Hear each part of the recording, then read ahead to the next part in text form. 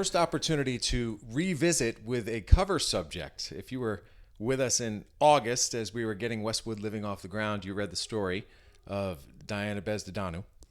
Boom, I got it, right? Yeah, you did. Fantastic. And first of all, thank you for welcoming me to your home. How you doing? Good. Thank you so much. It is always fun to reconnect with people after a passage of time.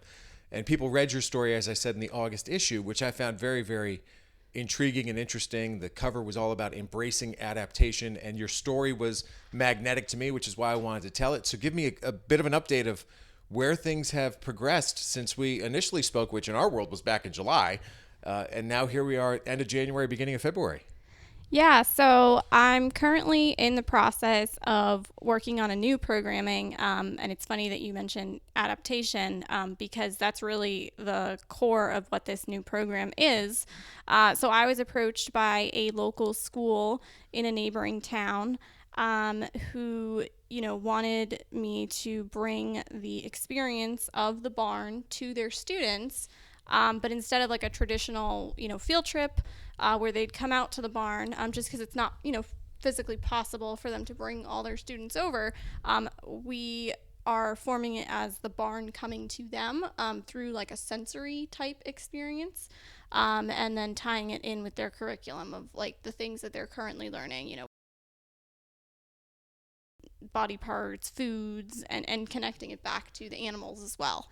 To provide a bit of background for those of you who are just getting to know Diana and her story, what we focused on the feature was the whole concept of equine facilitated learning, something I was not very familiar with, but is a thing and is popular for those who need some different type of support, some soothing. Walk people through how equine facilitated learning works. Yeah, so it's different than your traditional horse experience. I think when people think of horses, they think horseback riding, trail ride, riding lesson, what have you. And it's really not about riding the horses as, using them as sort of like a machine, but it's more connecting with them from the ground and learning about them and their different personalities and, how you can form these connections with them outside of the saddle. That's really the whole idea behind it. And you don't even really need to interact with them to kind of experience it. And I know that sounds kind of weird, but, you can just be watching them, out in the field and feel like a sense of, connection to them. And calming too. I mean, yeah. That's one thing that's super important. Sometimes people just need to, you talked about younger kids in instances, literally reading to the horses. Yes. That's a fascinating thing to me. How does that work? How does that soothe somebody who may not be as comfortable, reading in front of a class or something like that? Yeah, so that's a great example for somebody who they'll come and say, or the parent will come and say, my child doesn't like reading in front of the class. Okay, so, read in front of the horse and just imagine that is your teacher, your classmates. They're not going to judge you. They're not going to pause if you stumble over your words. They're just going to sit there and listen. I think that's a really powerful thing for people to just be with the horses, just be in the presence of them. So take people through your background. How did you get here? I know you're a Westwood resident, Westwood High School, but even once that portion of your life ended and you had that decision to make about what's next, that was unique and different. So the floor is yours to give us a little bit of your background and biography here that got you to this point. Yes, so I was a Westwood High School class of 2020 graduate. Great year. I'm sure that was a fantastic senior year. Yes, exactly. Sorry about that. But no, we made the most of it. And when the pandemic came, I was sort of faced with the decision that every other high school senior was thinking about, right? Like, where do I go to school? And I had already committed to Colorado State University. And then I thought, you know what? Right now, I want to take a gap year. I want to figure out what I want to do. I'm not ready to move halfway across the country in the middle of a global pandemic. So I took a gap year, but I didn't really stop. For those who know me, like I was very involved in high school. I was in student council. I did cheerleading. I never really stopped. I took honors classes. There was always sort of that pressure to do everything, right? When I graduated, I also didn't stop. We're in the middle of a pandemic, but the barns were still open. people still needed services. At the time, I was volunteering for a few different therapeutic riding facilities. And I thought that that's what I wanted to do. And then I ended up doing an internship in the fall with a woman who did equine facilitated learning. And at the time, I had no idea what it was. I went to her after reading her website and thought this looks super interesting, arrived at her place. She was in Rehoboth at the time, was really struck by how different it was from anything else I was used to. And just the fact that there was no riding involved in the program. And at first I was a little confused, like, this is, weird. I don't understand how she has these horses and people are just coming and talking to them. Like, it was a very strange concept for me to grasp. But after a couple times, I thought, I really like this. I looked into the certification program that she had done, and it wasn't until months later that I ended up applying and then, being accepted into that and going through that process.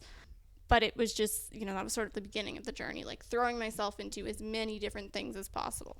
What jumped out to me in our initial conversation was you're interested, or at least at the time, you were interested in maybe making this your own business and building your own thing. Where does that stand at this point?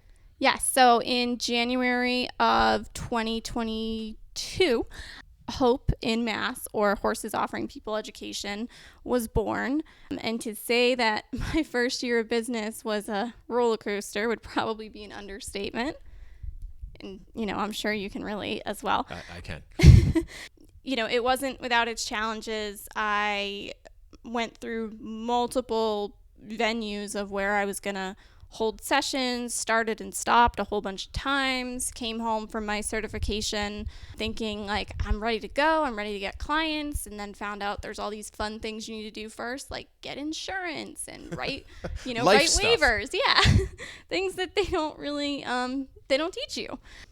And, and luckily all that stuff came pretty quickly. And then it was just a matter of like getting it out to the community. And is this something that people are interested in? Is there a need for this? And the first time I put out a call and said, I'm open, I'm taking people, it blew up. Like there was so many people interested. Really? Yes. Great. However. Oh, there's a but. From those people, it was a matter of figuring out, who was interested and really committed to it versus who just wanted, at the time, I offered free consultations. Sure. And so it was a matter of kind of figuring out like who's the right client for me, or, folks who contacted me and said, my child is this many years old. And then I had to kind of think about it. Like, do I want to work with someone that young, or do I want to work with people a little bit older? I'm trying to find that client population. And my first like official session was actually with an adult. And in all my life I had worked with kids. So that was very strange to me that ended up being the first session, but I really liked it.